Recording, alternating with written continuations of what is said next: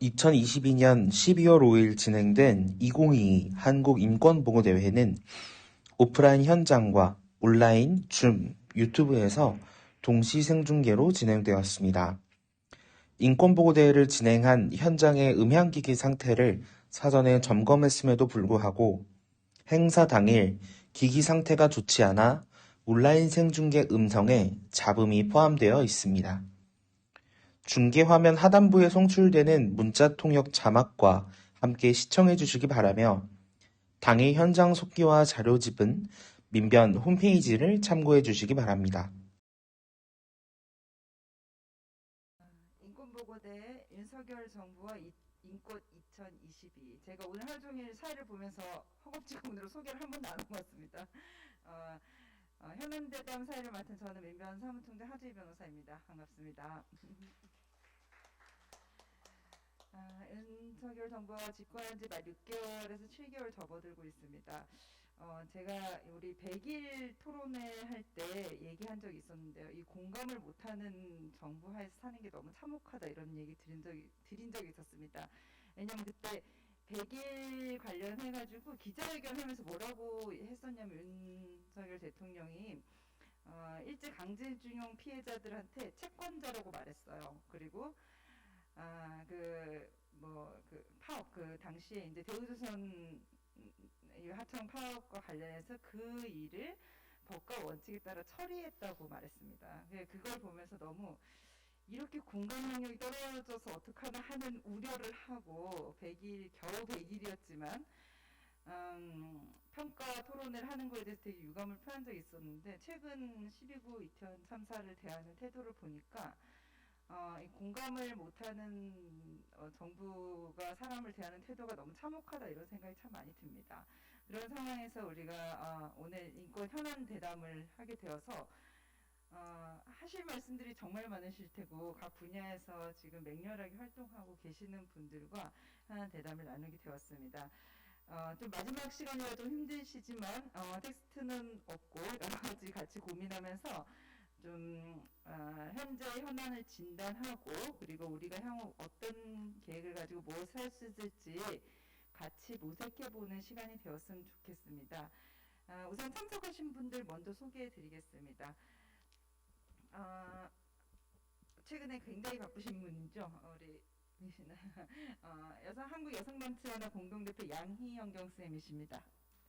네. 소개 각자 좀 해주시죠.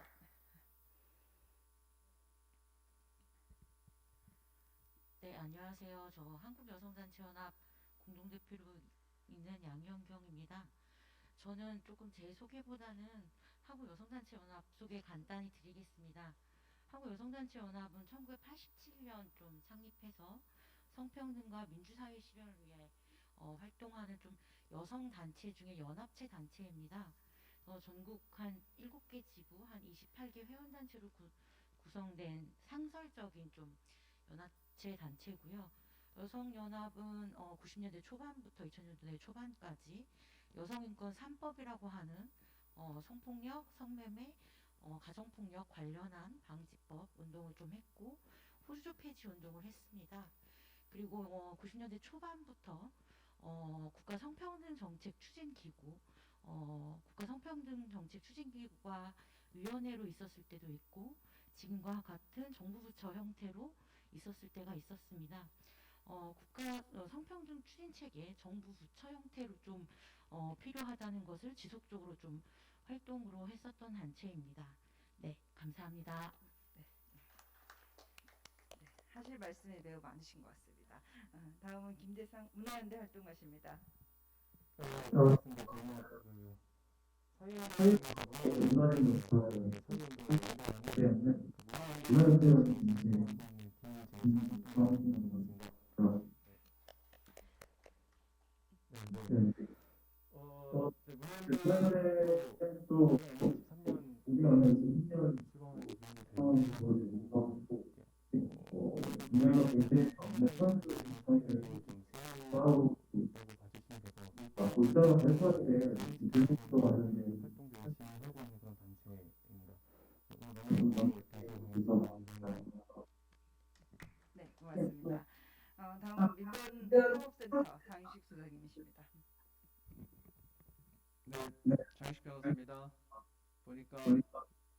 연산은 우리보다 한 살 많은 거죠? 문화연구원 한 10살. 예, 열심히 하겠습니다. 열심히 듣겠습니다. 네, 고맙습니다. 다음 플랜 1.5라는 약간 생소한 단체긴 한데요. 박지혜 변호사님입니다. 네, 저희 단체는 사단법인 플랜 1.5라고 기후 정책, 기후 에너지 정책의 강력한 변화를 촉구하는 그런 단체이고요. 앞서 소개해 주신 분들이 몇십 년의 역사를 말씀해 주셨는데 사실 저희 단체는 올해 만들어진 새로운 단체입니다. 법률가 단체는 아닌데요.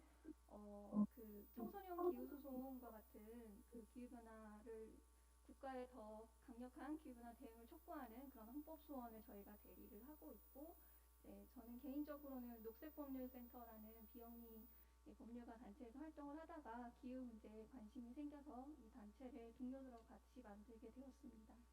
반갑습니다. 네, 고맙습니다. 원래 오늘 노동인권 관련해서 얘기해 주실 우리 사단법인 유니언센터 이사장님이신 김종진 선생님께서 오늘 인천공항에서 노동조합 교육이 있어가지고 오시는 길인데 도로가 너무 막혀가지고 조금 늦으신다고 합니다. 노동인권 현안에 관해서 조금 늦게 듣도록 하겠습니다.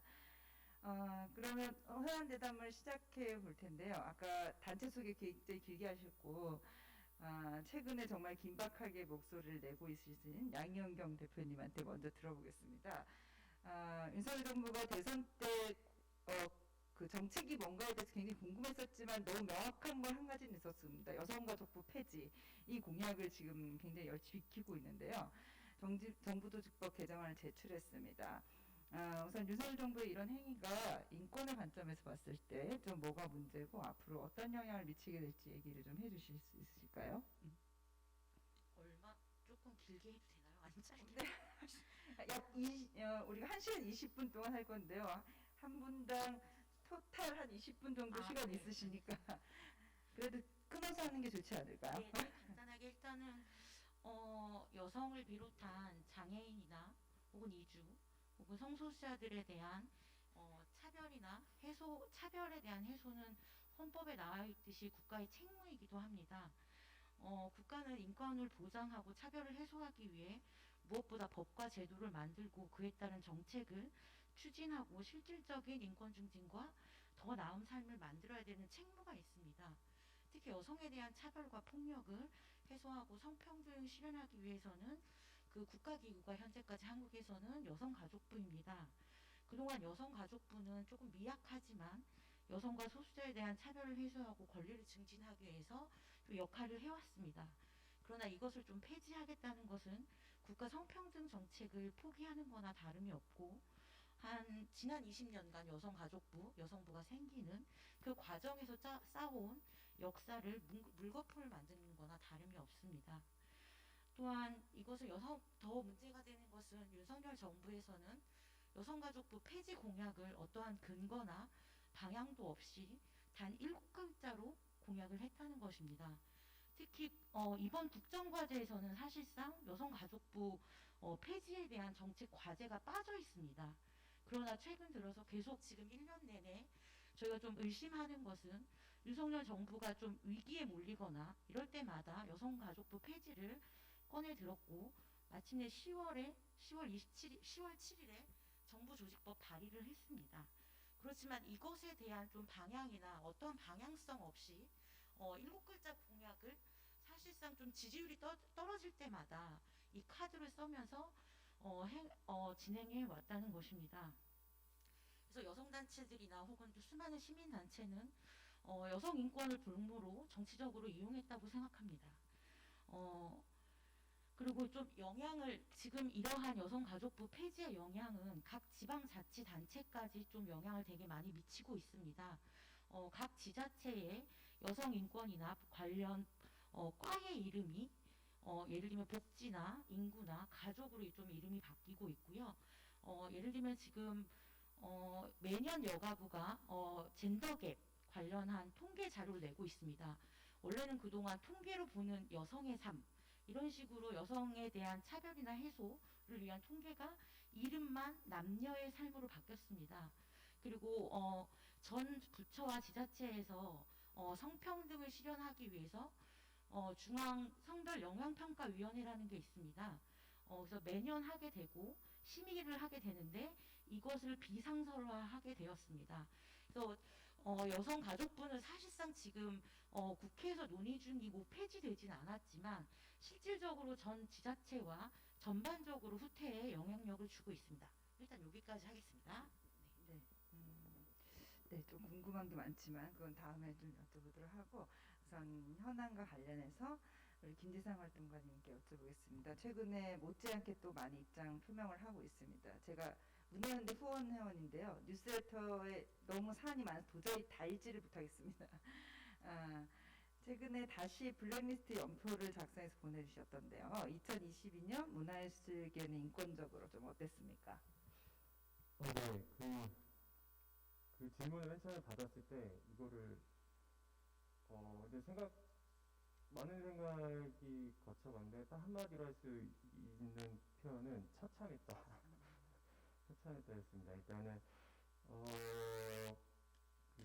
블랙리스트 사태의 경우에는 2017년부터 2018년까지 활동한 그 문화예술계 블랙리스트 진상조사 및 제도 개선 위원회에서 블랙리스트를 다음과 같이 좀 규정하고 있는데요. 한번 읽어보겠습니다. 문화예술계 블랙리스트 사태를 집권 세력이 공적 또는 비공식적 수단을 동원하여 정권의 비판적이거나 정치 견해가 다른 문화예술인들의 사찰, 감시, 검열, 배제, 통제, 차별하는 등 권력을 운영함으로써 민주주의 원리를 파괴하고 예술 표현의 자유와 문화예술인의 권리를 침해한 국가 강제이자 위헌적이고 위법 부당한 행위라고 규정을 하는데요. 실제로 올해 상반기에 문화연대를 비롯하여 국가를 상대로 2017년도부터 진행한 블랙리스트 민사소송에서 여기 계시는 민간인 변호사분들과 많은 문화예술인들의 연대로 일부 승소를 판결을 좀 받아내면서 앞서 위원회에서 규정한 대로 법적으로도 블랙리스트는 위헌임을 다시 한번 확인하는 성과를 올해 이루기도 했습니다.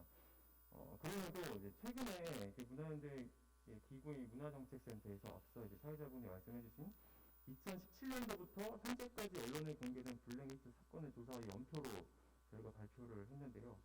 5년 동안 약 15건의 블랙리스트가 작동된 것을 확인할 수 있었습니다. 그중 8건이 이제 집권한 지 약 7개월 된 윤석열 정부에서 일어났다는 것을 보았을 때 이번 정부가 문화예술계를 바라보는 태도나 블랙리스트에 대한 무감각이 심각한 수준이라는 것을 알 수 있었던 또 하나의 사례가 되지 않을까 싶고요. 그리고 얼마 전에 또 문화연대 주최로 윤석열 정부 문화예산을 평가하는 토론회를 개최하기도 했습니다. 그 예산안에 블랙리스트 피해 구제 대책이 부재함이 여실히 드러나기도 했습니다. 윤 정부는 문화정책에서 공정을 계속해서 강조를 하지만 문화예술인의 인권을 침해하고 공정하지 않았던 블랙리스트에 대한 재해방지 예산에 대해서는 여전히 편성을 하지 않았다는 것을 확인할 수 있었고요. 예술계에서 일어나는 수많은 불공정에 대한 종합적 계획과 균형 있는 관점이 부재하다는 것을 다시 한번 확인할 수 있었습니다. 더불어 문화예술계 블랙리스트 사태와 예술계 미투 운동을 계기로 마련된 예술인 권리보장법에서도 올해 9월 시행령과 시행 규칙이 마련됐음에도 예술인 권리보장이 성희롱 성폭력 피해구제위원회 등과 같은 구체적인 사안이 실현되고 실천하기 위한 예산을 논의하는 것으로 다시 한번 또 확인을 했고요. 그러면 이제 문화예술계 블랙리스트와 관련한 예산으로 예술인 권리보장 예산이라는 명칭으로 잡혀있는 예산이 있는데 그것마저도 지난 정부에서 약속한 사회적 기업사업이라는 예산은 편성되지 않았습니다. 사회적 기업사업이라는 것은 이제 앞서 제도 개선 및 진상조사위원회에서 권고사항으로 얘기했던 블랙리스트 사태가 되풀이되지 않기 위해 이를 망각하지 않고 기억하는 것이 중요하며 블랙리스트의 교훈을 사회적으로 기억하고 보존하고 기록하고 전승하는 사회적 어떤 활동이나 어떤 제도적 장치 같은 것들인데 이런 것들이 전혀 마련되지 않았다는 것을 봤을 때 앞서 말씀드린 것처럼 윤석열 정부가 블랙리스트를 어떤 시각으로 바라보는지가 예산에서부터 여실히 드러나고 있다는 것을 알 알 수 있을 것 같습니다. 네, 저는 여기까지 하고 얘기를 하겠습니다.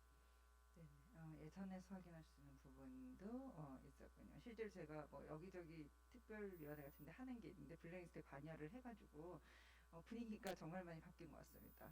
어떻게든 의지를 가지고 이 근절을 해보겠다는 생각이었던 것 같은데 기관들도 어느 순간 뭔가 빨리 마무리를 해야 된다는 것 이외에 다른 목적은 없는 것 같아요.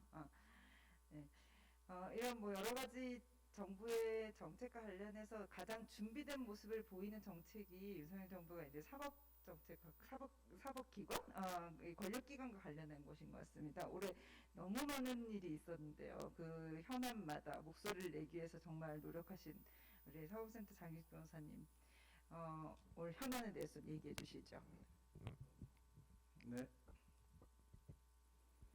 잘 준비됐다기보다는 뭐 그거밖에 할 줄 아는 게 없다는 그런 표현이 맞는 것 같고, 애초에 지금 사실 여기 인권보고서에 인권이라고 하는 말이 워낙 포괄적이어서 인권을 아는 게 없고 심지어 먹고 사는 것도 다 인권이라고 얘기하는 것이잖아요. 그래서 지금 그 모든 인권과 관련돼 있고 오늘 인권보고서에 나오는 모든 내용들도 다 그런 건데 여기에 정치 권력, 그러니까 지금 현재의 정치 권력이 개입되지 않는 부분이 사실 거의 없습니다.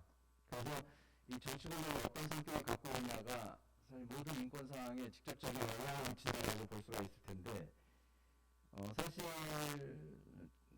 선거 과정에서도 이 윤석열 정부가 탄생한다면 이거는 검찰의 공화국이 될 수밖에 없다라는 경고를 했었고, 또 그렇지 않기 위해서는 어떤 걸 해야 된다. 예를 들어서 뭐 법무부 장관의 뭐 검찰 중장관 수사지휘권 문제라든가 뭐 그런 문제들이 그때 조금 나왔었고, 아니나 다를까 실제로 집권을 하고 나서는 거기에 필요한 일들, 인사를 장악하고 그 검찰 출신들을, 법조인 출신들을, 검찰 수사관 출신들을, 그리고 거기에 부여해서 경제 쪽 같은 경우는 기재부의 모피아들을 이렇게 배치하는 걸로 연설을 마무리 졌죠. 그리고서 지금 6개월, 8개월 정도 계속 드라이브를 계속 걸고 있는데, 그래서 지금 반인권적인 내용들의 어떤 그 흐름이 결국은 정치 권력이 있다고 보고, 그 정치 권력은 지금 법정으로 이루어져 있습니다. 대부분 핵심이. 물론 지금 검찰이 뭐 검찰 출신들이 아무리 뭐 검찰총장이나 뭐 청와대나 여기저기 배치돼 있다 하더라도 애초에 관여 집단을 이끌고 있는 기재부 출신들이다. 그래서 아직은 중요한 위치는 아니다라고 하지만 그래도 드러나는 부분은 지금 현재 제가 보기에는 정치 권력의 핵심을 검찰이 제어하고 또 거기에 모피와 기재부가 합동하는 그런 형태의 지금 정치 권력이 유지되고 있다고 생각되는데, 한마디로 정치가 실종된 상태에서 법조 관여의 상태다. 법조가 관여의 상태에서 지금 이 인권적 사회를 이런 민주주의도 인권보호도 하고 있습니다만, 또 인권이 취하되거나 퇴행하는 부분에 대해서 막기 위해서 노력하는 법정들도 많이 있습니다만, 지금 정치권력의 전환에 들어가서 그 책임지고 있는 대부분의 사람들이 법정이고, 이 법정들의 관여 상태가 가장 다른 인권적인 상황을 표현하는 것이 아닌가 그런 생각이 듭니다. 관여와 관여 상태는 두 가지로 있죠. 관여는 법정들이 정치 권력의 뒤를 봐주거나 또 하수하는 역할을 하는 그런 형태가 많았습니다. 그래서 과거에는 검찰을 뭐 권력의 주군이라고 하는 개라고 하는 말이죠. 뭐 이런 얘기를 뭐 했고, 어떤 경우는 숨지고 있다가 필요하면 그 캐비넷에서 사건들을 꺼내가지고 정치권력을 언급하기도 하고 정치권력에 협조하기도 하는 그런 모습을 보여왔다면, 지금은 직접 권력을 잡는 상황이죠.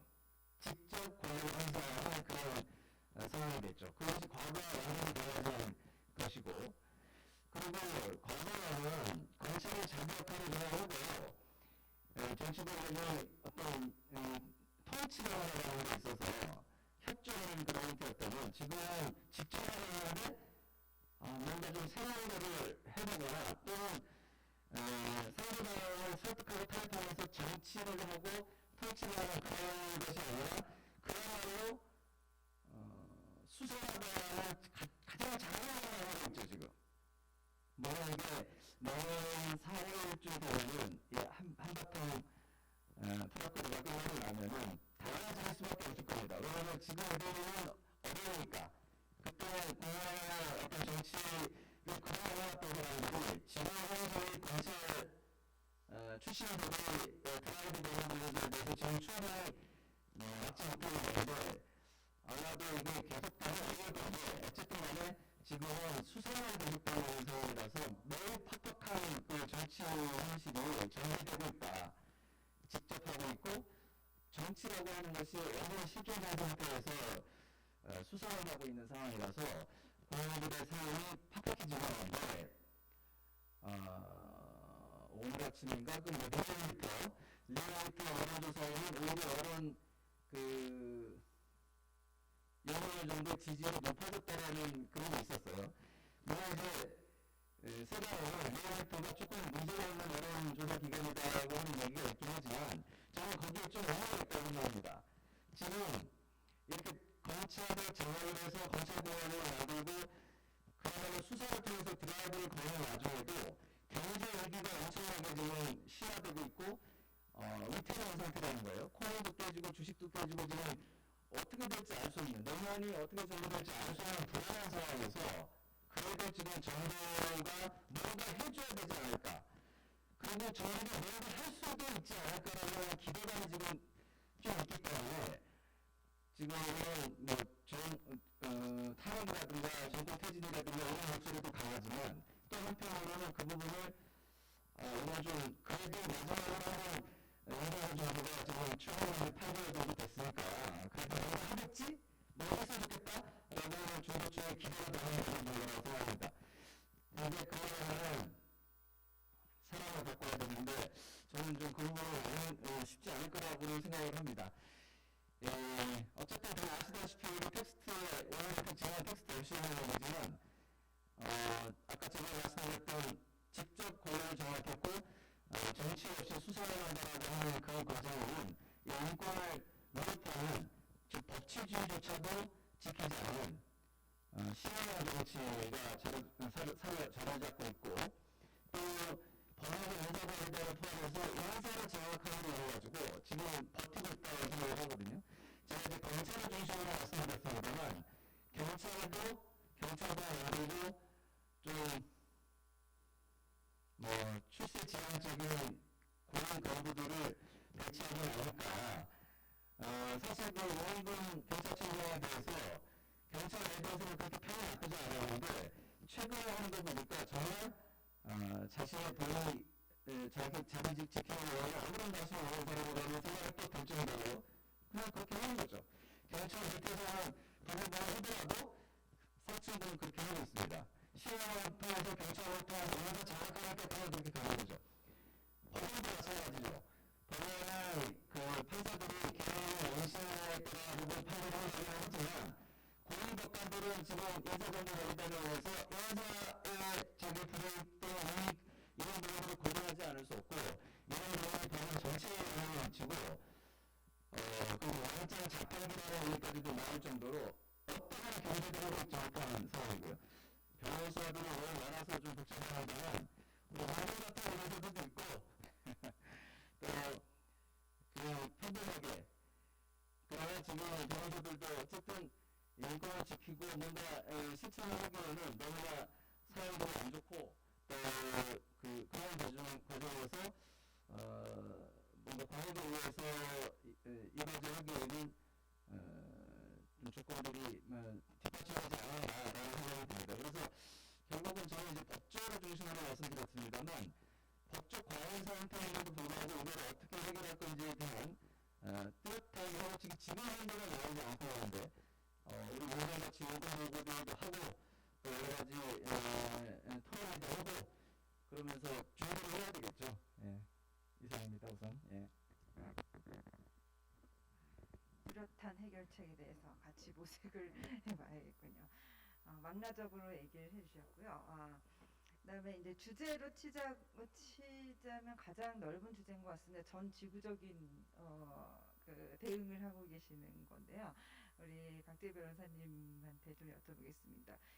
이게 우리 오늘 주제가 윤석열 정부와 인권 2022 이런 현안 대담인데요. 이제 기후 위기와 관련해서 또 올해는 좀 어떤 해고 그게 이제 정부가 추진하고 있는 정책 뭐 이런 거 관련해서 지금 우리한테 중요한 게 뭔가 조금 얘기해 주시면 고맙겠습니다. 네, 저 기후와 관련해서는 사실 지금 시점에서 정권이 바뀐 것에 영향에 대해서 많은 우려가 있었던 것이 사실입니다. 다른 부분도 마찬가지인 것 같은데요. 말씀 들어보니까 일단은 사실 선거 과정에서부터 지난 정부가 수립한 국가 온실가스 감축 목표가 너무 과도하다. 이걸 돌릴 수 있으면 돌리겠다는 말을 했다가 이게 국제협약상 여러 가지 우리가 선언한 것도 있고 그 협약에는 온실가스 감축 목표는 앞으로 점점 더 강화되는 방향으로 가야 된다는 것이 명시되어 있는데 그런 약속을 그렇게 쉽게 포기할 수 있는 것이냐에 대한 비판이 있으니까 서둘러서 그 말은 철회를 했었거든요. 그래서 기후 온실가스 감축 목표 40% 저희가 그 지난 정부에서 세운 것이 2018년이 우리나라의 정점이라면 2030년까지 40%를 줄이겠다는 공약을 했었는데요. 이에 대해서 그것은 지키겠다는 입장을 밝힌 바 있고 다만 합리적인 방식으로 온실가스 감축 정책을 조정하겠다는 식으로 입장을 이제 조금은 선회한 바 있습니다. 그래서 사실 올해는 여러 단체들도 그 공약을 어떻게 이제 전개해 나갈 것인가에 대해서 상당히 조심스럽고 우려스러운 눈으로 그 과정을 지켜봤던 것 같습니다. 근데 지금 이제 첫 번째로 나오고 있는 것이 온실가스 감축, 기후위기 대응 너무너무 중요하니까 우리는 그러면 우리나라가 잘할 수 있는 원자력 발전 기술을 우리가 최대한 활용해서 현실적이고 경제적으로 온실가스를 감축하겠다. 이런 기조를 지금 이제 분명히 하고 있는 상황입니다. 그 첫 번째로 그 정책을 공식화한 것이 지금 전력수급 기본계획이라고 해서 앞으로 15년간의 우리나라의 전력수급과 관련한 정책을 결정하는 것이 지금 이루어지고 있는데요. 거기에서 원자력 발전 비중을 기존 정부에서 공고한 그 비중보다 10%가량 상향하겠다고 했고 반대로 그만큼 재생에너지를 목표를 뒤로 가는 방식으로 지금 이제 푸진 기여를 넣고 있는 상황입니다. 그래서 사실 원자력 발전 같은 경우에 뭐 여러 가지 관점에서 평가를 해볼 수 있겠지만은 특히나 인권의 관점에서는 도외시할 수 없는 문제가 너무 분명하다고 생각을 합니다. 그 원자력 발전 기술의 안전과 관련해서 분명히 규명되지 않은 부분이 있고 지금도 갑상선암 소송을 하고 계시는 지역 주민들이 있지만 법원에서 그런 주민들을 충분히 보호해주고 있지 못한 상황이잖아요. 그리고 지금 계속적으로 원자력 발전소를 확대하면서 나오고 있는 핵폐기물의 문제에 대해서 대책을 마련하지 못하고 있는 상황입니다. 지금까지 정부에서 해왔던 방식은 새로운 원자력 발전소를 지어서 새로운 원자력 발전소의 지하에다가 핵폐기물을 임시 저장하는 방식으로 계속 해결을 해오고 있는데요. 굉장히 우려스러울 수밖에 없고 그래서 영구적으로 이러한 고준위 방사성 폐기물을 저장할 수 있는 그런 핵폐기물 처리장을 만들어야 되는데 그러한 처리장에 대한 기초적인 계획조차 지금 마련하고 있지 못한 상황이기 때문에 이런 상황에서 원자력 발전소를 확대하겠다는 것이 굉장히 우려스럽게 볼 수밖에 없는 그런 상황인 것 같습니다. 더군다나 지금 핑계로 대고 있는 것이 저는 핑계라고 생각을 하는데요.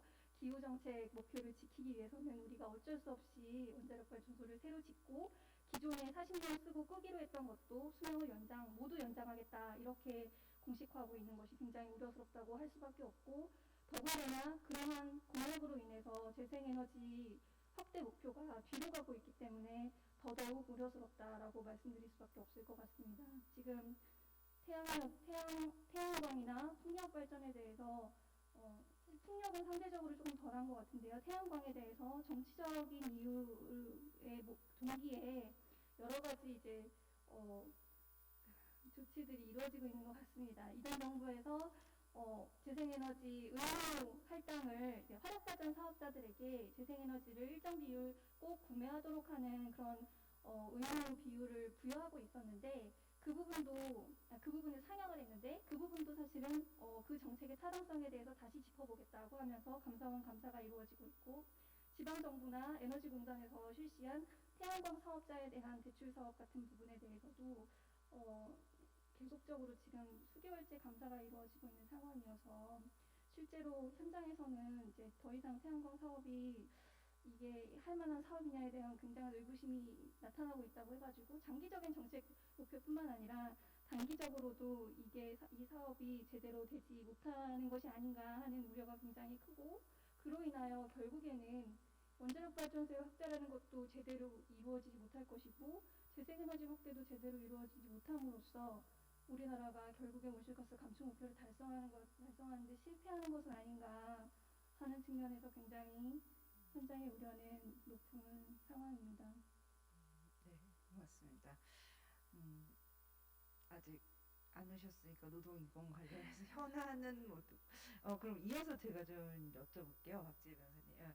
여기 이제 플랜 1.5가 보니까 제가 검색을 했더니 이 지구 온도 상승을 1.5도 이내로 막아내고 바로 지금 실행 가능한 대안을 마련하고자 한다 이렇게 말씀을 그런 비영리 단체라고 해두셨더라고요. 조금 이거와 관련해서 그럼 우리는 무엇을 하고 있고 그 현장 단체들이나 기후 운동을 하시는 분들은 좀 어떤 계획을 가지고 있는지 얘기를 좀 해주시면 고맙겠습니다. 네, 1.5도라는 숫자는 사실 굉장히 상징적인 숫자입니다. 전 세계가 온실가스 감축을 하자고 합의한 것은 상당히 오랜 기간 되었었는데요. 실제로 정말로 선진국과 개도국을 막론하고 전 세계 모든 기후변화 협약 당사국들이 온실가스 감축을 하자고 합의를 한 것이 2016년의 파리 협정이었습니다. 거기서 또 합의한 지구 평균 기온 상승을 억제하기 위해서 우리가 꼭 준수해야 될 목표가 바로 1.5도였고요. 그 1.5도를 지키기 위해서 전 세계가 2050년까지 탄소 중립을 달성해야 한다는 것이 이제 유엔 산하의 기후변화 협약의 이제 어떤 과학적인 근거를 제시하는 그런 국제 기구라고 할 수 있는데 IPCC라는 그런 기관의 권고였습니다. 그에 기반해서 사실 저희 우리나라도 2018년에 2050년 탄소 중립을 선언하게 된 것이고요. 그래서 1.5도라는 숫자를 지켜내는 것이 상당히 중요하다라고 말씀을 드릴 수 있을 것 같은데 저희가 지금 실행 가능한 대안이라는 것을 강조하는 것은 사실 많은 국가에서 지금 이 1.5도를 지키기 위해서는 온실가스 감축에 바로 나서야 되는데도 불구하고 여러 가지 현실적인 이유를 들면서 뭐 산업 구조를 바꿀 수 없다, 에너지 가격을 우리 상승을 막아야 된다 이런 류의 현실적인 그런 문제를 앞세우면서 장기적인 숙제로 계속 뒤로 미루는 것을 비판하는 것입니다. 그래서 우리나라도 사실 이전 정부에서 세운 탄소 중립 시나리오를 보면 두 개의 시나리오가 있었는데요. 모든 시나리오에서 탄소 포집을 통한 감축을 이제 일정 부분을 넣고 있는 것을 볼 수가 있습니다. 그러니까 계속적으로 온실가스는 배출하면서 새로운 기술을 개발해서 공기 중에 있는 온실가스를 우리가 캡처해가지고 바닷속이나 무슨 굉장히 동굴 이런 곳에다가 온실가스를 저장해서 공기 중에서 제거하는 식으로 대응할 수 있지 않겠냐는 것인데요. 사실 그런 기술도 어느 정도 필요하고 장기적으로는 우리가 투자가 이루어져야 되는 것은 맞겠지만은 사실 현실적으로 가장 우리가 집중해서 단기적으로 해야 할 일은 온실가스 감축이라는 생각이 들고 그런 감축을 이루어내기 위한 제도적인 대안들이 지금 마련될 필요가 있다는 생각에서 저희가 그 분야에 집중을 하고 있습니다. 그리고 사실 우리나라도 2015년부터 온실가스를 대상으로 해서 배출권 거래제라는 것을 실시를 하고 있어요. 그렇게 국가 단위로 온실가스 배출권 거래제를 실시하는 나라가 많지 않은데 우리나라는 전체 배출량의 73%가 배출권 거래제로 커버가 됩니다. 사실 그런 제도적인 기반이 있으면 충분히 이 73%의 커버리지에 를 배출하는 기업들이나 공공기관이나 여러 가지 사회적인 주체들한테 온실가스 감축을 하도록 하는 의무를 충분히 부여를 하면 얼마든지 감축을 할 수 있다고 생각을 합니다. 근데 지금까지도 우리나라는 온실가스를 무료로 나눠주고 있는 방식을 쓰고 있거든요. 지금 유상활성 비율이 30% 정도밖에 되지가 않아서 사실 그런 부분들도 그 실효성 있는 감축 행동을 이끌어내기에 부족한 점이 있어서 제도적으로 우리가 그런 사실 감축을 하려면 규제를 해야 된다. 충분한 시그널을 사회적으로 우리가 줘야 된다는 부분을 강조를 하고 있고요. 사실 이제 정치적인 그런 걸 넘어서 기후나 환경 문제 같은 경우는 약간은 항상 후순위에 밀려왔던 것이 불가능한 현실이었다는 생각이 듭니다. 근데 그런 부분을 깨기 위해서라도 이제 법으로서 또 이런 제도적인 것으로서 우리가 감축 행동을 유인할 수 있는 그런 실효성 있는 정책을 마련해야 되겠다는 생각이 들고요. 그 부분을 저희가 집중적으로 노력을 하고 있습니다. 맞습니다. 아직 안 오신 한 가지만 더 여쭤보세요. 아니 뭐 기후위기 관련해서도 이걸로 올해 기후 행동이 굉장히 이제 많은 사람들의 네네. 지지로 이렇게 됐었잖아요. 그거 예상하셨어요?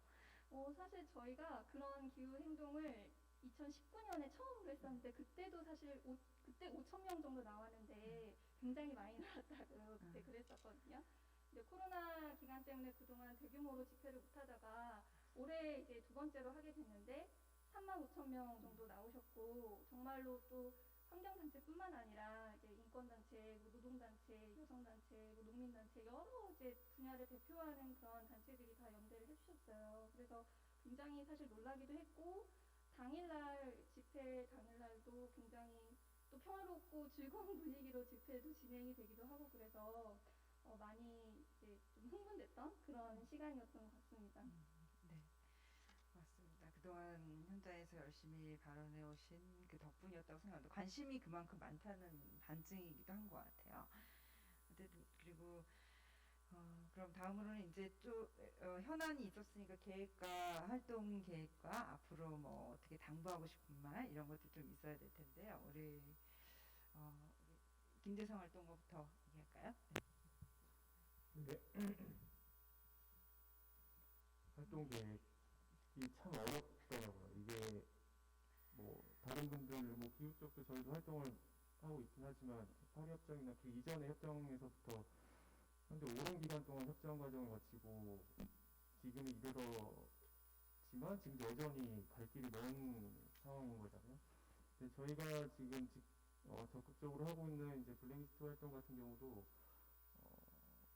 드러난 게 2016년에 박근혜 정부 때 언론을 통해서 드러났지만 그 이전에 뭐 이명박 정부 때부터 또 시작이 됐다라고 얘기하는 부분도 있고 상당히 긴 시간 동안 활동을 계속 하고 있음에도 정권이 바뀌면 더 적극적으로 적나라하게 블랙리스트가 작동되고 실행되는 걸 목도하고 있어서 활동 계획을 어디서부터 어디까지 짜야 되는가에 대한 막막함이 있긴 합니다. 인도가 남은 임기 동안 얼마나 많은 블랙리스트가 실행되고 작동될지 모를 일이죠. 그리고 최근에 이슈가 된 그 윤석열차도 그렇고 동아민주항쟁 기념식에서 예술인 배제 사건도 이제 최근에 보도되기도 했는데 이를 예방하고 좀 대응하기 위해서는 이제 블랙리스트 운동 한편이 여러 단위별로 협동 계획들을 뭐 그래도 해야죠. 뭐 열심히 논의를 하고 있는데 5가지 정도 큰 방향성을 좀 잡을 수 있겠다라는 생각을 하고 얘기를 했습니다. 첫째는 그 예술인의 보편적 그 인권 운동으로서의 블랙리스트 운동의 확장이 필요하다라는 측면이 하나 있고요. 예술인의 인권과 권리 확대를 위해 통합적인 정책이 제도적으로 수립되고 갖춰져야 하며 이와 동시에 예술의 사회적 가치와 공감대 확대가 좀 이루어져야 한다라는 얘기를 나누기도 했고요. 그리고 두 번째는 이제 블랙리스트 재발 방지를 위한 법제화 실효성 있게 갖춰야 하는데 그게 아까 이제 예산 부분에서도 말씀드렸던 그 예술인 권리보장과 관련된 그 권리보장 그 위원회 구성 등과 같은 어떤 개정 같은 것들이 좀 구체적으로 있어야 된다라는 얘기가 있었고 그리고 세 번째는 이제 블랙리스트 피해 예술인에 대한 지원과 블랙리스트 사태에 대한 사회적 기억을 확대해야 된다. 이게 제도적으로도 그렇고 이제 민간 차원에서도 지역 사업을 좀 확대할 필요가 있다 이런 얘기도 있었고요. 네 번째로는 이제 플레이어의 침해 재발 방지를 위해 블랙리스트 가해자가 그 문화예술계에 피하는 사례들이 자주 있습니다. 예, 자주 있는 이 상황과 그리고 이 복귀했을 때 대응할 수 있는 가이드라인 같은 것들을 좀 만들 필요가 있다 이런 얘기를 했습니다. 그리고 끝으로는 궁극적으로는 이제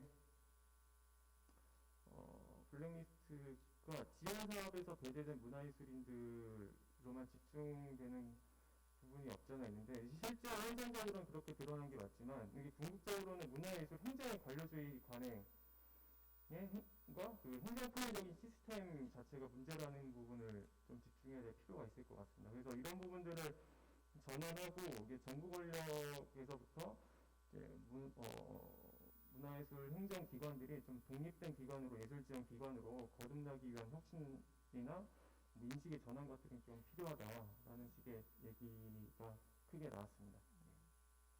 네, 여전히 어려운 과제가 많은 것 같습니다. 그게 리셋이 아니어야 되는데 뭔가 발전하는 거에서 좀 나아가고 이래야 되는데 자꾸 리셋되는 것 같아서 좀 안타깝고 속상한 면이 있네요. 네, 오셨습니다. 너무 먼 길 뚫고 오셔가지고 감사드리고요. 저 일하는 시민연구소 소장님이시고 사단법인 유니온센터 이사장인 김종진 쌤 소개해드리겠습니다. 예, 안녕하세요. 유니센터 이사장을 맡고 있는 김종진입니다. 늦어서 죄송합니다. 숨 돌릴 틈을 드리기 위해 다음에 질문하도록 하겠습니다. 노동 현안이 원체 많아가지고 하실 얘기가 많으실 거라 조금 보고요. 다들 이제 어려운 길 걷고 계시는데 특히 이제 뚜렷한 해결책은 잘 찾고 보이지 못하지만 우리 이 권력구조 관련해서 뭔가 이제 사실 그게 우리 민변 자체의 임무기도 한 것 같습니다. 좀 무엇을 하고 앞으로 어떻게 좀 하면 좋을지에 대해서 우리 장희 소장님이 좀 더 얘기해 주시면 좋겠습니다. 저는 별로 할 얘기 없는데 솔직히 네, 사법이라는 게 그런 것 같습니다. 이게 정치하고 너무 밀접하게 연결돼 있어서 무엇을 하겠습니까? 정권을 좀 이렇게 경고해야 되겠죠. 그 다음에 가능하면 교체도 하고 좀 더 근본적인 것은 꼭 어떤 정권을 어떤 성격의 정권으로 교체하는 것보다도 정치를 교체하는 게 더 근본적인 거라고 볼 수도 있을 것 같습니다. 이게 정치 권력이 항상 인권이 아니라 자꾸 이권을 쫓다 보면은 반인권적인 그 행동을 하게 되잖아요. 크든 작든. 어느 정권이라고 해서 인권 문제가 없었던 적은 없었는데 그런 문제들을 근본적으로 해결하기 위해서는 어떤 정치 자체를 곧 교체해야 되고 그러려면은 단순히 정치에 관여하고 있는 사람들뿐만 아니라 지금 이런 작은 실천들이 다 중요하고 또 이런 부분들을 북돋을 수 있는 그러니까 인권적인 부분들을 장려하고 또 인권 친화적인 그런 것이 아니라 항상 그 이권을 앞세워서 반인권적인 행동을 하는 그런 부분들을 억제할 수 있는 시민사회의 힘도 필요하다고 생각되고요. 다 좀 원론적인 말씀을 드렸습니다만 지금 제가 모두에도 인권이라고 하는 것이 우리 모든 사회의 어떤 현상을 표현하고 있는 것이기도 하기 때문에 우리 사회의 모든 구성원들이 이 인권의식이 높아야 된다고 생각을 하고요. 그런 가운데서 각자의 위치에서 자기 실천들을 해나가는 것 말고 뚜렷하게 여기서 정치적 강령을 얘기할 상황은 아니기 때문에 예, 그런 원론적인 말씀을 드리고 우리가 항상 인권대회를 하지만 민변이 존재하는 한 항상 인권 보고대회를 하지 않겠습니까? 그게 약간의 성격이 달라지고 포커스가 집중하는 점이 달라지겠지만 어느 사회나 인권의 문제는 존재할 것인데 그것을 항상 자각하고 또 발전시켜 나갈 수 있는 시민의식이 필요하고 사실 그 말씀을 하나 드리고 싶은데 아까 변호사 얘기하다가 변호사들이 요새 어떻게 지내는지 저는 전체는 잘 모르겠지만 민변 변호사님들의 기준으로만 보기에는 좀 어렵고 우리 변호사들이 이제 2만 명이 넘는데 사실 법조 과잉의 이 상황이 계속되다 보면 변호사들도 뭔가 좀 이게 좀 그 자연스러운 이치상 떨어지는 떡고물 같은 게 있을 수 있어요. 이를테면은 뭐 검찰의 수사가 막 강해지고 법원의 영장 발부가 심해지고 막 이러면은 변호사들의 일거리가 생길 수 있다는 겁니다. 그리고 당장 너네 경제가 어려워지면 뭐 개인회생이라든가 파산이라든가 이런 부분에 일자리가 날 수도 있어요. 그러니까 어떻게 보면 변호사 시장 자체로 봐가지고는 새로운 일거리가 생긴다고도 볼 수가 있는데, 근데 이제 변호사들은 그렇게 하면 안 되겠죠. 민변뿐만 아니라 서울변호사회나 대한변호사회 협회 전체적으로도 이럴 때 변호사가 어떤 사회적인 인권을 지키고 사회적인 어려움을 해결하는데 역할을 할 수 있도록 민변은 물론이지만 변호사회나 또 변호사협회에도 촉구하고 거기에 대한 대책을 마련하는 부분들에 대해서도 신경을 좀 써야 되지 않을까 싶습니다. 당장 우리 주변을 중심으로 생각을 해보면요. 예. 우리 양민경 선생님이 말씀하실 게 많을 것 같아서 저는 뭐. 네. 자연스럽게 그러면 그렇게 하시도록 하죠. 그래서 사실 민변도 가입하고 있고 지금 이름이 긴 공동행동도 만드시고 그렇게 활동하고 계시는데요. 아까 말씀해주셨던 여가부 폐지를 필두로 한 어떤 여성 정책 인권의 후퇴와 관련해서 어떤 계획을 세우고 어떻게 활동하고 계시는지 말씀해 주시면 고맙겠습니다. 네, 감사합니다. 지금 사실은 여가부 폐지 관련해서는 작년 말부터 올해 내내 여성단체를 비롯해서 시민사회단체가 굉장히 많은 대응을 했습니다. 기자회견, 집회, 성명 등등을 했고요. 이 전국 한 800여 단체가 넘는 전국 공동행동을 꾸리게 된 계기는 사실상 10월 달에 국힘이 당론으로 발의를 했기 때문에 구체적으로 이제 논의가 실질적으로 진행될 거라고 예상돼서 전국 행동을 마련을 했고, 서울을 비롯해 지금 한 14개 지역에서 지역 행동이 꾸려졌습니다. 가장 중요한 활동으로는 어쨌든 정부조직법 개정안이 국회에서 논의되기 때문에 국회를 다양한 방식으로 좀 압박하고 촉구하는 활동을 진행 중에 있습니다. 그래서 아시겠지만 지역구 국회의원들이 가장 무서워하는 게 지역구 유권자들입니다. 그래서 지역별로 각각의 전국의 국회의원들을 면담하고 항의하고 피켓팅하고 하는 좀 활동을 하고 있고요. 앞으로도 이제 국회 면담이나 혹은 다양한 기자회견, 집회 이런 것을 할 예정입니다. 네, 이상입니다. 늦게 오셔서 이제 숨은 좀 돌리셨을 것 같고 정말 최근 뉴스를 가장 크게 장식하고 있는 굉장히 굵직굵직한 노동 관련 현안들이 많습니다. 좀 현황은 어떻고 그리고 우리가 이거에 대해서 어떻게 대응해야 될지 우리 김종진 선생님이 얘기를 좀 해주시면 고맙겠습니다. 예, 그 사단법인 유년센터에서 일하고 있고요. 한 20여 년 정도 노동문제 연구, 학교 강의, 그리고 단체들하고 같이 여러 가지 정책이나 운동 실천들을 하고 있습니다. 오늘 사실은 늦지 않았으면 좀 이야기를 더 풀었을 텐데요. 최근에 일주일 전에 제가 서울의 한 고등학교에 노동 특강을 갔는데요.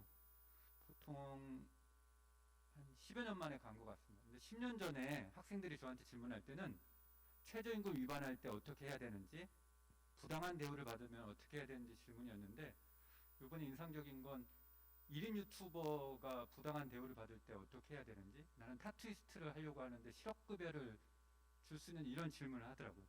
그러니까 10년 만에 고등학생들이 노동문제 질문이 바뀌었어요. 그러면 지금 1953년에 만든 근로기준법이 우리의 변화하는 산업구조나 기술과정에 파편화된 노동을 견지하고 있을까?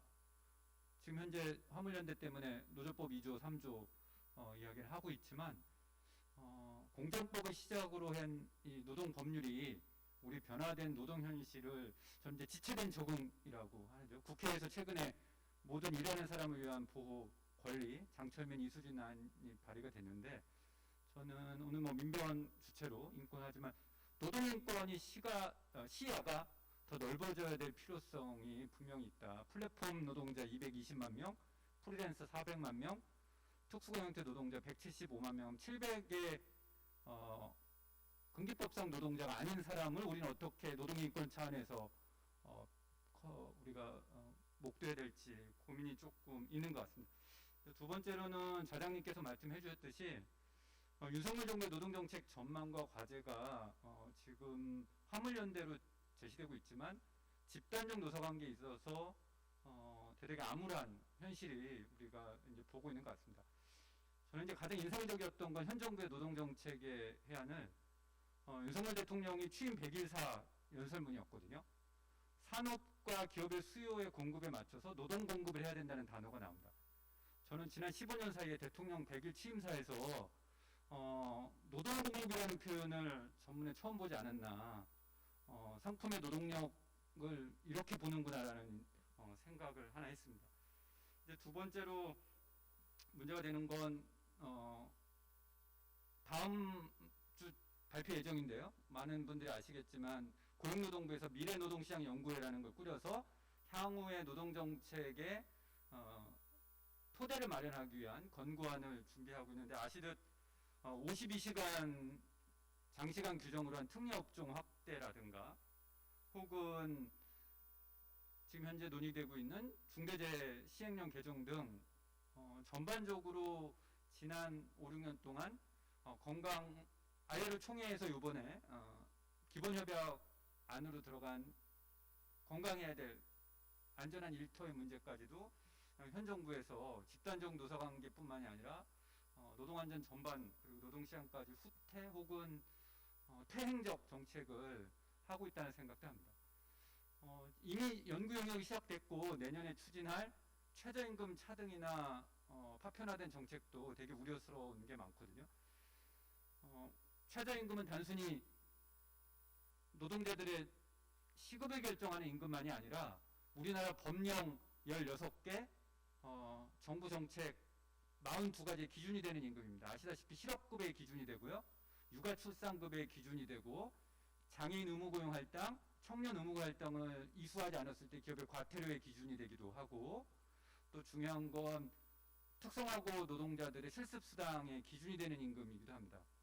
이런 사회적 성격의 임금 중요한 정책을 현 정부는 이제 무참히 바꾸려고 하는 것도 지금 있는 것 같습니다. 한마디만 말씀드리고 또 다른 의견 들으면, 저는 현 정부의 정책 중에 장시간 노동이나 최저임금이나 집단적 노동자들 기본적인 헌법적 권리인 결사의 자유뿐만이 아니라 감정노동이나 직장 내 괴롭힘이나 디지털 트라우마 같은 정신건강 영역에 대해서는 현 정부가 전혀 단 1도 관심이 없습니다.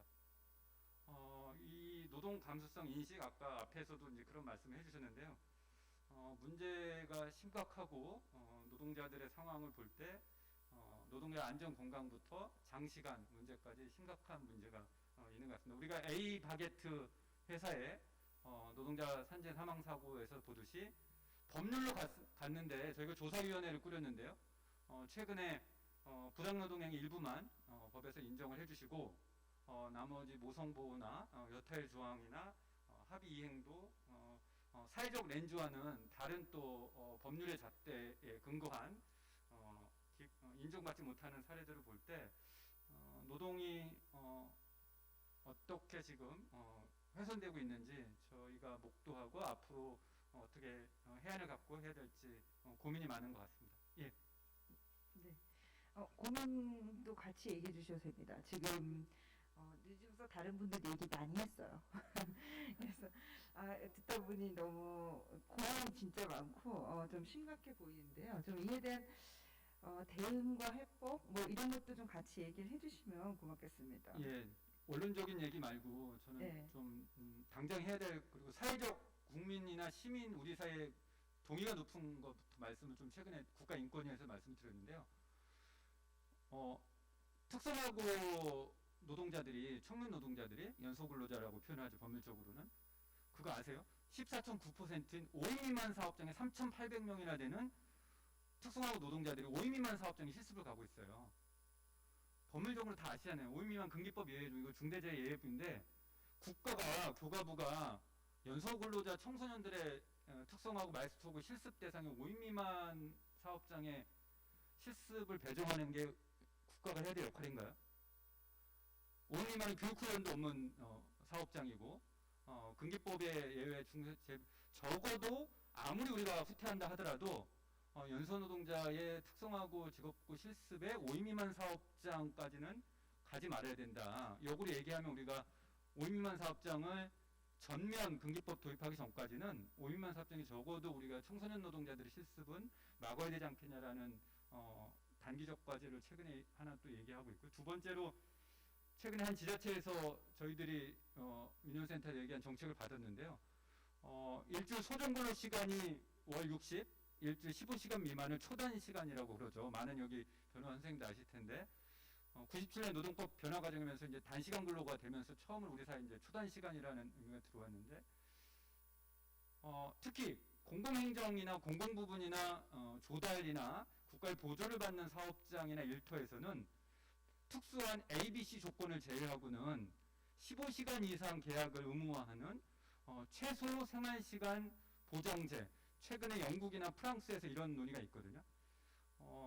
물론 건강이나 교육 등에 의해서 나는 10시간만 할게. 이제 그런 몇 가지 사회를 제외하고 180만 명이나 됩니다. 초단시간 노동자가. 아시도 주휴수당 지급하지 않아도 되고요. 사회보험 의무가입 대상이 아니고 연차휴가나 근기법의 사각지대에 있는 거죠. 그런데 거의 200만에 가까운 쪼개기나 우리 사회의 파편화된 노동시간을 장시간도 있지만 초단시간 노동자 문제도 윤석열 정부에서 우리가 그 정책을 법률과 정책으로 뭐 민주당 단체장이 집권하고 있는 지방정부도 꽤 있습니다. 아직 그런 정책에서 실험적 정책을 하는 게 대단히 중요하다고 보고요. 저희가 10년 전에 노동이사제라든가 감정노동이라든가 생활임금이라든가 문재인 정부 때 도입되거나 확산된 정책은 사실은 진보적이거나 민주진보 진영의 단체장이 했던 곳에 실험적 정책이 확산되기도 했죠. 서울시가 제가 제안한 정책 중에 하나가 차별조사 간의 성별임금공시제를 제안했던 것처럼 우리 사회에서 이런 정책이 필요하다 보고요.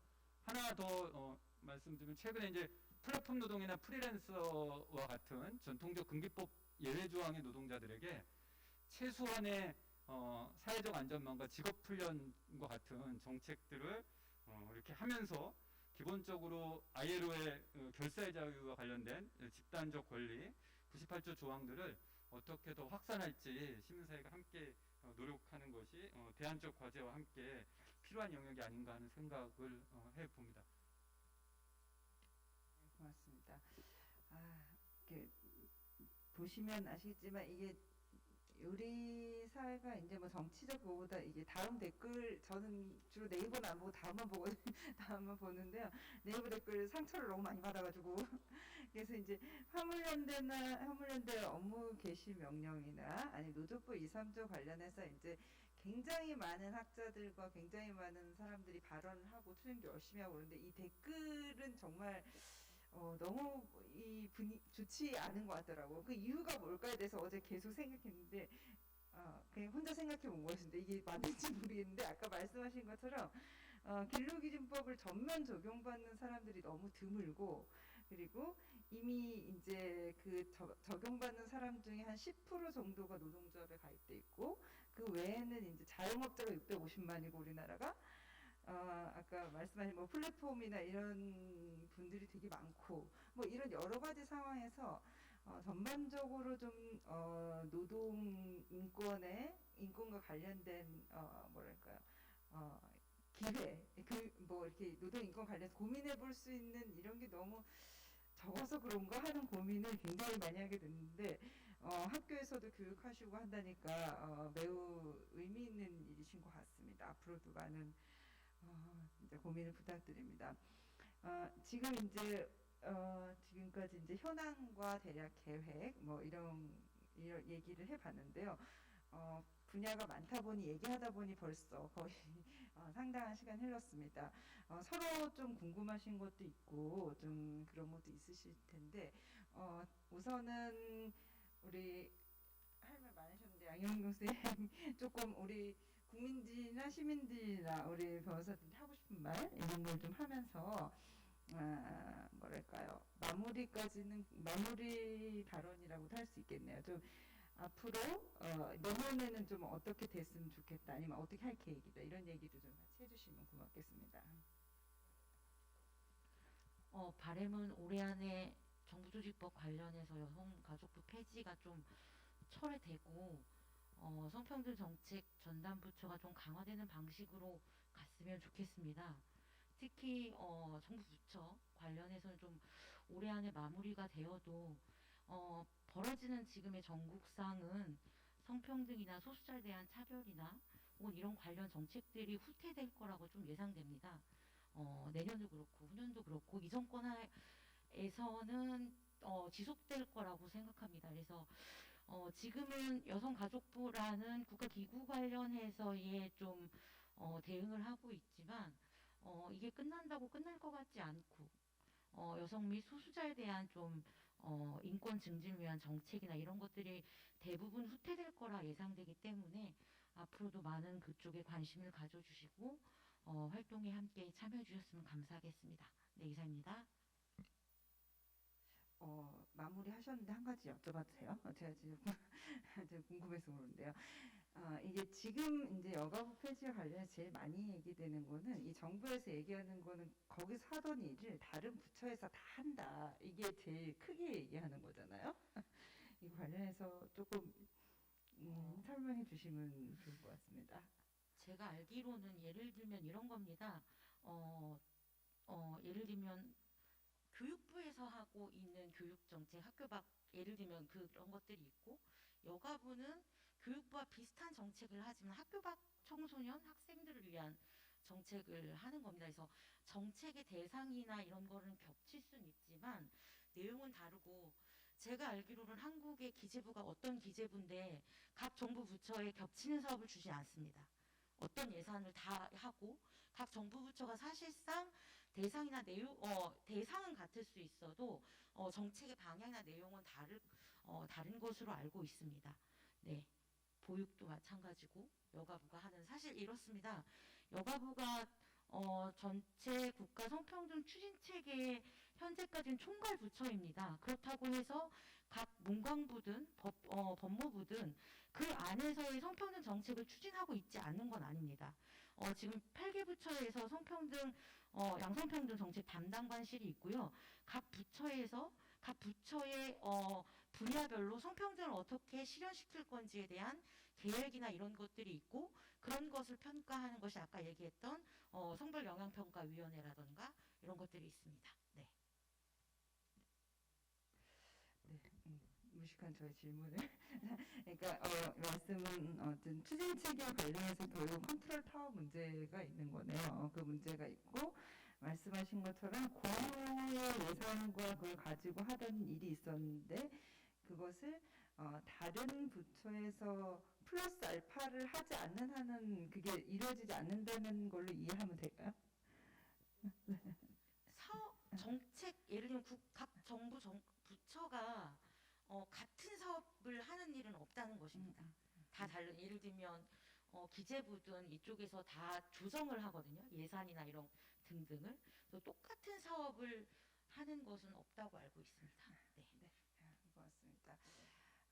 우리도 민변도 공동행동 민변 명의로 가입되어 있는데요. 지속적, 우리 아까 여성인권위원회 위원장님 계셨는데 뿐만 아니고 모두들 좀 관심을 가지고 이 문제가 어떻게 해결되는 게 좋은지에 대해 좀 적극적으로 참여하는 게 중요할 것 같습니다. 참여와 관련해서 항상 제가 약간 뭐랄까, 이렇게 찔리는 그런 게 있는 게 이제 기후 관련한 것인데요. 뭔가 실천할 일이, 시민으로서 할 일도 되게 많을 것 같고, 정책적으로도 이거에 대해서 문제가 있다, 뭐 이런 얘기를 민변도 더 열심히 해야 할 것 같은데요. 우리 박혜준 선생님, 조금 마무리 발언 겸 당부의 말 해주시면 고맙겠습니다. 네, 저희 당부 드리고 싶은 거는 사실 뭐 조금이라도 더 여기 관심을 가져주시고, 사실 개인적인 실천이 얼마나 중요한가에 대해서는 뭐 환경 단체들은 개인적인 실천도 중요하지만 구조적인 변화가 필요하다, 이런 말씀을 많이 드리긴 하지만, 제 개인적인 실천이 구조적인 변화를 저는 담보하는 힘이 된다고 생각을 하고요. 지금 이 시점에서 저희는 사실 내년 일단은 지난 정부에서 만들어 놓은 탄소중립 녹색성장 기본법이 있기 때문에 조금 다행이라고 생각을 하고는 있습니다. 왜냐하면 법의 목표를 다 박아놨고 내년 3월까지 그 목표를 이행할 기본 계획을 새로 만들어야 하는 시점이거든요. 근데 목표는 사실 찍혀있기 때문에 그 목표로 가는 경로가 어떻게 될지에 대해서 그동안 사실 너무 답이 없었는데 그 답을 지금 저희가 처음으로 받아들여야 되는 시점이 내년 3월입니다. 그래서 3월에 어떻게 답안지가 나오는지를 보고 저희는 더 세게 밀어야겠다 이렇게 생각을 하고 있고요. 그런 부분들에 대해서 더 관심을 가져주시면 더 도움이 될 것 같고 사실 앞서서 소개를 드렸었는데 기후변화와 관련해서 헌법소원도 2년 전에 제기가 되었습니다. 그리고 그 이후에 저희가 청소년들을 대리해서 사실 그동안 국가가 온실가스 감축 목표를 제대로 이행하지 않은 부분과 앞으로의 목표를 미약하게 설정한 부분에 대해서 다 이제 기본권 위반의 문제를 지적을 했는데 그 이후에 이제 헌법소원이 추가적으로 계속 제기가 돼서 지금 유사한 헌법소원이 4건이 지금 계류 중이에요. 근데 이에 대한 판단도 저는 사법부가 헌법재판소가 빨리 내려주었으면 하는 바람입니다. 왜냐하면 이런 국가 의지가 미약한 시점에 사실 그런 견제를 하라고 하는 것이 저는 헌법재판소의 역할이라고 생각을 하고 또 이런 우리가 기레기 비서운동 같은 그런 여러 시민단체들이 연대해서 시민들이 이런 이슈에 관심이 있다 이런 부분들도 충분히 저희는 보여주었다고 생각을 하기 때문에 이 시점에서 국가가 더 적극적으로 감축 정책을 시행할 수 있는 그런 기반을 마련할 수 있도록 헌법재판소가 전향적인 결정을 빨리 내려주었으면 하는 바람입니다. 그래서 저희도 공개 변론도 신청을 해보고 또 빨리 결정을 해달라고 촉구하기도 하고 그런 행동을 하고 있는데요. 네, 그런 것들이 빨리 실현되기를 바라고 있습니다. 네, 고맙습니다. 우리 다른 분들도 마무리하기 전에 여기 지금 현안 대담에 나오신 분들이 각 분야에 되게 전문가들이시거든요. 이 시점에는 플로어에 질문이 있을 수도 있지 않나 이런 생각이 드는데 혹시 나오신 분들한테 조금 뭐 질문이나 궁금한 사항 있으신 분 있으실까요?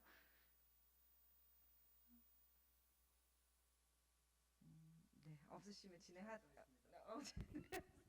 플로처럼 이게 사법 분야는 조금 다른데 다른 분야는 국제적인 연대를 통해 가지고 좀 파열을 낼 수 있는 여지들이 좀 있지 않을까. 특히 환경 기후나 또 노동 같은 경우 노동만 해도 ILO에서 어저께인가 또 뭐가 나왔던데 그런 부분들에 대해서 노동이나 기후 쪽에서 좀 우리 인권 사항을 개선하는데 국제적인 연대 지원이 어떻게 가능하고 어떤 노력을 하고 계신지 말씀해 주시면 고맙겠습니다. 좋은 질문. 네. 좋습니다. 우리 누가 먼저 해주실까요? 김동진 선생님. 네. 예, 뭐 많은 분들이 아시다시피 ILO는 노사정 양자가 정부하고 같이 가입돼 있는 상황이고 우리가 비준한 것뿐만 아니라 비준한 영역, 비준하지 않은 영역까지도 노동인권이나 정책이 침해 혹은 차별 혹은 권리 배제를 받을 경우에는 ILO에 요구하고 진정할 요번에 이제 화물연대도 마찬가지로 진정을 하고 있죠. 또 하나는 이제 국제노총이나 다양한 노동단체들하고 끊임없이 지금 이제 소통 연대 방식을 하고 있는데 중요한 것은 이제 아까 한 분이 말씀을 해주셨는데 좌장님인 걸로 기억을 하는데요. 노동이란 이 따옴표가 대단히 국민들이나 시민들에게 낯설고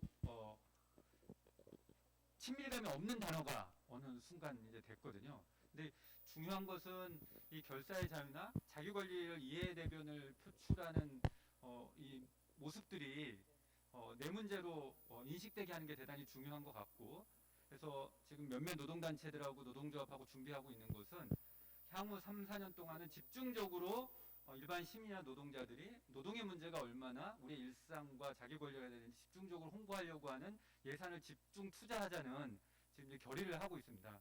그건 단순히 그냥 홍보물이 아니라 우리나라 공중파에 집중적으로 광고를 내는 방식으로 하려고 그러고요. 이건 최근에 윤석열 정부가 교육 개편 과정에서 일과 노동, 지난 문재인 정부 때는 일과 노동으로 연말에 계획을 했다가 노동을 뺐습니다. 그 교육 과정에서 이제 빼는 방식이 있어서 그래서 최근에 이제 호주라든가 몇몇 노총에서 노동 문제나 이런 문제를 잘 국민들에게 인식한 영상물 이런 것들이 있어서 저희가 그런 영상 관련된 내용들하고 교육 프로그램을 유럽의 이제 노총들과 같이 해서 일상적으로 이 지금 현재 문제를 해결하기 위한 방식을 모색하고 이제 준비를 하고 있습니다. 네, 그렇습니다. 이런 일들이 너무 필요하다고 생각이 들고 혹시 민변이 할 수 있는 일 있으면 언제든 얘기해 주시면 많은 분들이 함께 할 수 있을 것 같습니다. 혹시 박재민 네, 사과도 사실 기후도 국제적인 연대가 굉장히 중요한 역할을 해왔고 앞으로도 할 것이라 생각을 하는데요. 우선 파리협정 관련해서는 저희가 2016년에 파리협정을 만들면서 5년 뒤에 전 세계적으로 어떻게 이행하고 있는지를 점검하겠다고 했고 그게 이제 내년도에 글로벌 이행 점검이라는 이름으로 이루어질 예정입니다. 저희는 그 이행 점검의 과정에서 유엔이 각국에게 회초리를 단단히 내려주기를 바라고 있고 그 과정을 또 감시해 나갈 생각이고요. 사실 앞서 이제 헌법소원 얘기를 드렸는데 그 헌법소원이 시작된 것도 사실은 국제연대의 결과물이라고 볼 수도 있을 것 같습니다. 그 이전에 2015년에 네덜란드에서 네덜란드 정부를 상대로 국가 온실가스 감축 목표의 상향을 명하는 그 네덜란드 지방법원의 1심 판결이 있었고 그 판결을 이끌어낸 그 기후단체 들이 이제 전 세계에 자기 케이스도 소개하고 한국도 사실 몇 번 찾아왔었거든요. 그러면서 한국에서도 이런 소송을 할 수 있겠구나 저희도 생각하게 된 것이 있었고요. 작년에 독일 연방헌법재판소에서 독일의 2030년 감축 목표가 너무 미약해서 현재 청년 세대의 자유권을 포괄적으로 제한해서 위헌이다라는 판결이 나온 적이 있습니다. 그래서 그러한 이제 해외 판례들도 저희 헌법재판소에 좋은 선례가 될 것이라고 생각해서 관련한 소송을 하고 했던 변호사님들과도 연대하면서 많이 배우고 있고요. 그런 논리들을 국내에 소개하기 위해서 노력하고 있습니다. 그래서 그런 것들이 앞으로 계속 시도되고 더 확대되어야 되지 않을까 그렇게 생각을 합니다. 네, 고맙습니다. 우리 장유시 변호사님이 얘기해 주신 덕분에 풍부한 얘기를 들었습니다. 그러면 이제 우리 마무리를 하는 건데요. 우리 문화예술계는 다시 5년 전 우리가 2015년부터 시작 이제 사실 드러난 거는 그 정도부터지만 사실 그 전부터 굉장히 많은 활동들을 해오고 계시고 그래도 블랙리스트가 보시면 혹시 보셨는지 모르겠지만 김기춘 형사 판결에서 나온 문제단체 조치 방안 뭐 이런 문서에 보면요. 제가 그거 보고 깜짝 놀랐었는데 국가인권위원회를 제외하고 모든 부처가 같이 회의를 했습니다.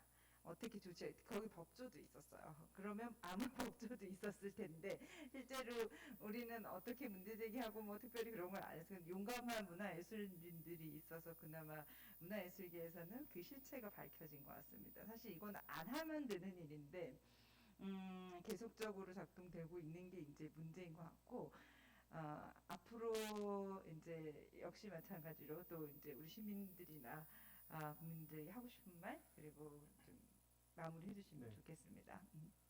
제가 이제 문화권이나 문화적 권리 관련된 논문을 최근에 봤는데 거기서 이제 현재 우리 사회 곳곳에서 뭐 혁신이나 개혁 필요성이 계속 제기되고 있는데 문화 분야만 유독 그 개혁이나 혁신에 사각지대 있냐, 뭐 방치되고 있는 거 아니냐라는 얘기가 나왔는데 오늘 나오신 분들이 얘기하시는 것들을 보면 굉장히 뭐 문화만은 아닌 것 같다는 생각을 다시 한번 하게 되는 것 같고요. 아까 그리고 장미식 변호사님이 인권이 어디든 다 사실 걸쳐 있는 영역이고 인권운동으로 다 얘기할 수 있는 부분이라고 얘기했다시피 기후도 사실 그렇지만 문화도 소리 고는 코골이 귀고는 귀걸이더라고요. 근데 이제 조금 아쉽거나 안타까운 부분은 그 문화적 권리라는 것이 이제 대중이 적극적으로 요청하는 권리라기보다는 이제 국가가 국민에게 부여하는 복지 형태로 인식하는 경우들이 좀 많은 것 같다는 생각을 좀 하고요. 그렇다 보니 이번 정부나 그리고 서울시정도 그렇고 문화정책이나 문화사업만 좀 보면 알 수 있듯이 문화를 좀 단순 소비재로만 치부하는 경우가 왕왕 있다고 생각을 또 합니다. 그런 한편으로 좀 문화를 되게 넓은 의미로는 뭐 삶의 총체, 뭐 삶의 총체적 양식 뭐 이렇게들 말을 많이 하잖아요. 그래서 우리 삶에 문화가 아닌 것은 없다라고 말하곤 하는데 이제 그런 차원에서 문화가 이제 시민들의 일상적 권리라는 측면에서 이제 인권적으로 충분히 접근할 수 있는 여지가 있고 당연히 그렇게 돼야 하고 삶의 기반이 되는 권리로서 되게 중요한 가치라고 생각을 합니다. 오늘 되게 어렵네요, 자리가. 문화를 더 열심히 활동을 해야겠다는 생각을 다시 한번 하면서 고민이 되게 많았어요, 오늘 올 때. 그래서 많은 인사이트를 좀 받고 갈 수 있겠구나 생각을 했는데 더 많은 고민을 안고 갑니다. 네, 감사합니다. 네, 고맙습니다. 뚜렷한 해결책이 없다고 자꾸 말씀하셔서 그런 거 아닐까 생각했는데 어쨌든 제도적 보장이라는 건 굉장히 중요하고 어쨌든 열심히 투자하셔가지고 예술인 권리보장법도 만들고 이제 이게 시행될 때라서 뭐랄까요 뭐 우려하셨던 일들이 좀 더 없도록 저희도 열심히 노력을 해보겠습니다. 그다음 이제 우리 뭐 오시자마자 마무리라 죄송한데요. 임종진 선생님도 마무리해 주시면 고맙겠습니다. 예, 그 아까 모두에서 잠깐 말씀을 좀 드렸는데 전통적 노동 영역이 임금 노동자에서 더 취약한 비정규직 기간제 파견 용역이라는 하청 원하청 문제에서 지금 비임금 노동자 플랫폼 프리랜서 특고까지 확대되고 있습니다. 그렇다면 우리의 법제가 노동규율이 노동정책 영역이 기업은 빠르게 디지털화, 산업구조 재편 과정에서 기존의 법제도를 그러니까 예를 들어 이런 거잖아요. A바게트나 A전자는 노조를 파괴하고 무너뜨리고 회피하려고 그러는데 새로운 산업은 이 영역의 울타리에서도 잊지 않으려고 하는 다른 트랙에서 지금 고용 노사 관계가 형성된다고 보는 것 같습니다. 저희들이. 그래서 이런 변화하는 과정에서 노동연구자뿐만이 아니라 다양한 학제간 연구에서 이런 검토가 좀 필요할 것 같고요. 아직 미진한 영역 보면 아까 기후도 있었지만 이 정의로운 전환과 관련해서 아직 노동 영역에서도 이 탄소 중립 탈탄소 과정으로 이행하는 과정에서 노동 일자리 문제를 우리 일 지키기로만 할 것인지 아니면 지평을 넓혀서 우리 사회 같이 유용한 사회로 가는 일자리를 할지 대단히 많은 것 같습니다. 그래서 좀 같이 고민하고 오늘 이런 자리에서 또 상호 듣고 이렇게 하도록 하겠습니다. 예. 네, 고맙습니다. 새로운 관점을 제시해 주셔서 매우 고맙습니다. 우리 두 분도 마무리 다 하셨어요? 하실 말씀 많으신 것 같은데. 네, 오늘 너무 정확하게 끝났네요. 오늘 인권과 윤석열 정부의 인권 2022 현안 대담이었습니다. 현안이 너무 많아가지고 사실 굉장히 숨이 찬데요. 다만 이제 우리 이 현안을 해결하는 과정이 아까 김정희 선생님 말씀하시고 뭐 모두 같이 말씀하시는 것처럼 현안을 해결하는 과정이 뭐랄까 좀 더 그래도 나아가고 좀 더 다른 지평으로 나아가고 이런 과정이 되기를 정말 바랍니다. 다시 리셋되고 이런 식으로 민주주의 인권이 계속 후퇴와 전진 그거보다는 좀 더 나은 방향으로 나아가기를 바라는 게 우리 모두의 마음이라고 생각합니다. 다만 이제 그것을 위해서 아까 초기에 말씀드렸듯이 이 공감이 너무 떨어지는 여러 사안을 대하다 보니까 저희가 참 어려운 게 많이 있는데요. 오늘 모이신 여러분들의 이 노력과 의지 그리고 무언가 모색해보고자 하는 이런 마음들이 훨씬 더 우리 사회 민주인권을 나아가게 하는데 보탬이 되리라고 생각합니다. 오늘 긴 시간 동안 참여해 주셔서 너무 고맙습니다. 그리고 앞으로 이런 자리에서 또 뵐 수 있기를 바라면서 오늘 인권보고대를 이걸로 현안 대담과 동시에 인권보고대까지 이걸로 마치는 걸로 하겠습니다. 고맙습니다.